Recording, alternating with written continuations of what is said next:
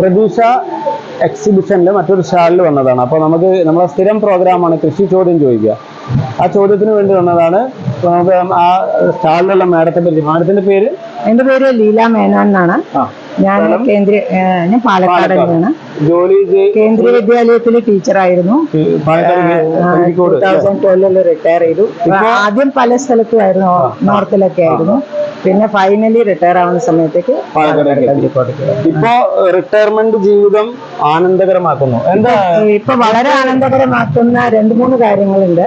ഒന്ന് ഞാൻ ഭയങ്കര ആകാംക്ഷ, ആനന്ദകരമാക്കുന്നു പറഞ്ഞപ്പോ ഭയങ്കരമായിട്ട് ആനന്ദകരമാക്കുന്നു പറഞ്ഞാൽ അപ്പൊ എന്തോ കാര്യമായാലും. അതെ, ഏറ്റവും കൂടുതൽ എനിക്ക് ചെടികളോട് ഭയങ്കര ഭ്രമമാണ്. ഞാൻ ചോദിക്കുന്നത്, ഞാനൊരു അഗ്രി ട്രെയിനറാണ്. ഞങ്ങൾ ചെയ്യുന്ന ഒരു ട്രെയിനിങ് ആണ് ഹാപ്പിനെസ് ഗാർഡൻ എന്ന ഒരു പ്രോജക്ട്. അതായത് എല്ലാവരും സന്തോഷത്തോടു കൂടി ഇരിക്കാൻ വേണ്ടി, റിട്ടയർ ചെയ്ത ആളുകൾക്ക് എപ്പോഴും സന്തോഷം കിട്ടാൻ വേണ്ടി ചെയ്യുന്ന ഒരു പരിപാടിയാണ്. ഞങ്ങൾ കോളേജുകളിൽ പോയി ട്രെയിനിങ് കൊടുക്കും. റിട്ടയർ ആയ ആളുകൾക്കും MSW കഴിഞ്ഞ കുട്ടികൾക്കും ആണ് ട്രെയിനിങ്. കാരണം അവരുമായിട്ട് കമ്മ്യൂണിക്കേറ്റ് ചെയ്ത് ഇവരുടെ സ്ട്രെസ് കുറയ്ക്കുക, അതേപോലെ ടെൻഷൻ കുറയ്ക്കുക. മാഡം ഒറ്റയ്ക്ക് ആ വഴി കണ്ടെത്തി. അതിന് വായിച്ചിരിക്കേണ്ട ഒരു പുസ്തകം ഇക്കിഗായ് എന്ന് പറഞ്ഞൊരു ജാപ്പനീസ് ബുക്ക് ഉണ്ട്. ഇക്കിഗായ് എന്നുണ്ട്, ഓൺലൈനിലൊക്കെ കിട്ടും. അതിലൊരു പോർഷനാണ് പ്രകൃതിയോട് എടുക്കുക എന്ന് പറഞ്ഞത്. അപ്പൊ ഇതൊന്നും വായിക്കാതെ ഇതൊന്നും അറിയാതെ അത് അങ്ങനത്തെ ഒരു ഫീൽഡ് ഗാർഡനിങ് മേഖലയിൽ തെരഞ്ഞെടുത്തു. അതിന്റെ പുറമെ ഇങ്ങനെ ഡ്രസ്സിന്റെ ഒരു യൂണിറ്റ് പോലെ സെയിലിംഗ് അതെന്ത് ചെയ്യുന്നുണ്ട്. ഈ ഗാർഡനിങ് മേഖലയിലേക്ക് അങ്ങനെ ചെയ്യാൻ പെട്ടെന്ന് ഇറങ്ങാൻ കാരണം എന്താ? അതെന്താന്ന് വെച്ചാല് പെട്ടെന്നല്ല ഇറങ്ങിയിരിക്കണത്. എനിക്ക് ആദ്യം മുതലേ ചെടികളോടെ മൃഗങ്ങളോടെ ഒക്കെ താല്പര്യം, പശു, നായ, പൂച്ച എന്നൊക്കെ പറഞ്ഞ ചില താല്പര്യങ്ങളും ഉണ്ട്. അപ്പോൾ അതിന്റെ ഇടയ്ക്ക് എന്താ പറയുന്നത് വെച്ചാൽ ഞങ്ങൾക്കൊക്കെ എല്ലാ സ്കൂളിലും നല്ല നല്ല ലൈബ്രറീസ് ഉണ്ട്. അപ്പൊ ഈ ലൈബ്രറീസിനൊക്കെ ഈ ബയോളജി, ബോട്ടണിയുടെ ഒക്കെ നല്ല നല്ല ബുക്സ് ഉണ്ട്. അപ്പൊ അതൊക്കെ വായിക്കാൻ ഇൻട്രസ്റ്റ് കാണിക്കും പ്രത്യേകിച്ച്. പിന്നെ ഗാർഡനിങ്ങിൽ എന്തെങ്കിലും ഉണ്ടെങ്കിൽ അത് വീണ്ടും കാണിക്കും. പിന്നെ സ്കൂൾക്ക് ഞങ്ങളുടെ കേന്ദ്രീയ വിദ്യാലയം എന്ന് പറയുമ്പോൾ വലിയ ഏരിയയാണ്. ഞങ്ങൾക്ക് 12 ഏക്കർ വരെ മിനിമം തന്നെ ഉള്ളത്. അപ്പൊ അവിടുത്തെ ഗാർഡനിൽ എപ്പോഴും ഞാൻ ഇനീഷ്യേറ്റ് ചെയ്തിട്ട് ഞാൻ വർക്ക് ചെയ്യാന്ന് വെച്ചാൽ ഞാൻ ഐഡിയാസ് പറയും, സെറ്റിംഗ് ഒക്കെ പറയും, അങ്ങനെയൊക്കെ ചെയ്തു കൊടുക്കും.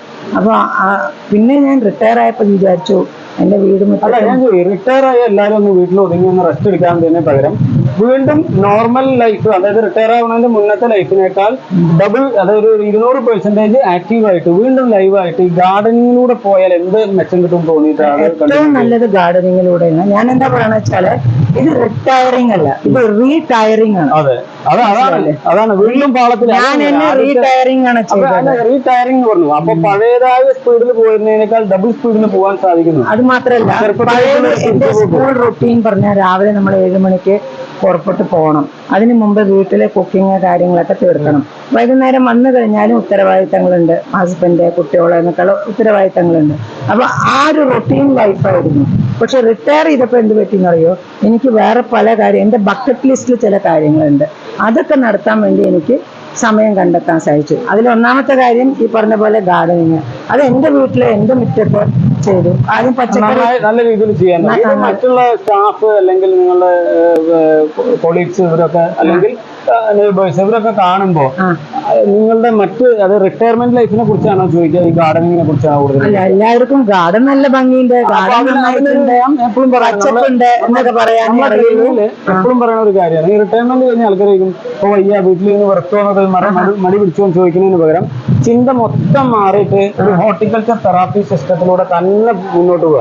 അതുകൊണ്ടാണ് തോന്നുന്നു മാഡം ഇത്രയും ഈ ഏജിൽ റിട്ടയർ ആയിട്ട് 72 ഏജിലും ഇത്രയും എനർജറ്റിക് ആയി നിൽക്കുന്നത്. ആ കാര്യമില്ല, ഞാൻ പറഞ്ഞു ഗാർഡനിങ് ചെയ്യുമ്പോൾ നമുക്ക് ഓരോ കൊല്ലം ഓരോ ഏജ് കുറഞ്ഞു വരിക. സാമൂഹ്യ സേവനം എന്ന് പറഞ്ഞാല് എന്റെ വീട്ടില് ജോലിക്ക് വരുന്ന, ഞാൻ പുറമെ കുറെ ചാരിറ്റി പേ ചെയ്യുക അങ്ങനെയല്ല, അമ്പലത്തിൽ കുറെ വഴിപാട് ചെയ്യുക അങ്ങനെയൊന്നുമല്ല.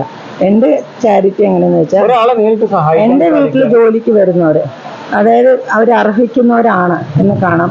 എനിക്ക് ഗാർഡൻ പണിയിൽ സഹായിക്കുന്ന ആളുണ്ട്, വീട്ടുപണിയിൽ സഹായിക്കുന്ന ആളുണ്ട്. അതല്ലാതെ എൻ്റെ ചുറ്റും എന്തെങ്കിലുമൊക്കെ കാര്യങ്ങൾക്ക് വേണ്ടി എന്നെ സഹായിക്കുന്ന ആൾക്കാരുണ്ട്. എൻ്റെ പാൽക്കാരത്തിയാണ്, അല്ലെങ്കിൽ എൻ്റെ പച്ചക്കറിക്കാരനാണ്. ഇവരുടെയൊക്കെ കുട്ടികളുടെ വെക്കേഷൻ വന്നാൽ അവർക്ക് നോട്ട്ബുക്സ് ഞാൻ വാങ്ങിക്കൊടുക്കും. അതെൻ്റെ ഒരു ഇതാണ്. കാരണം ടെക്സ്റ്റ് ബുക്കൊക്കെ അവർക്ക് സ്കൂളിൽ നിന്ന് കിട്ടും. പിന്നെ അവർ ഏത് സ്കൂളിലാണ് പഠിക്കുന്നത്, എനിക്ക് പല സ്കൂളിലായിരിക്കുമല്ലോ.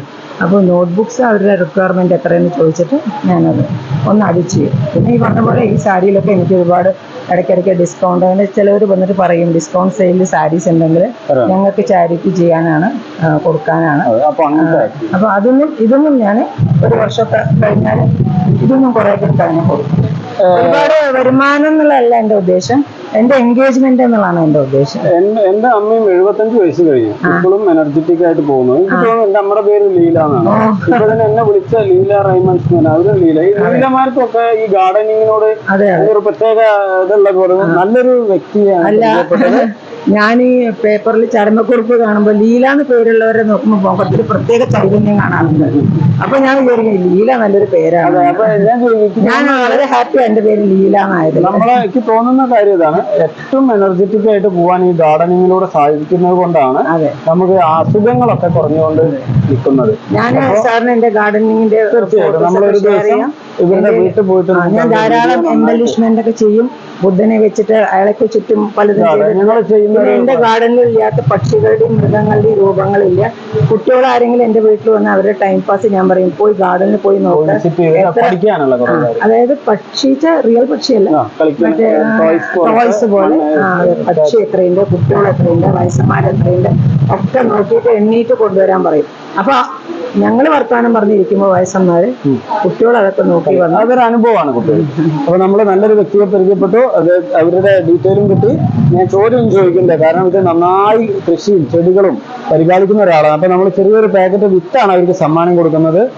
ഒരു വിത്ത് കൊടുക്കുകയാണെങ്കിൽ ഞാൻ ചോദ്യത്തിലേക്കൊന്നും കിടക്കുന്നത്. എന്റെ ഫോൺ നമ്പർ ഇതിലുണ്ട്.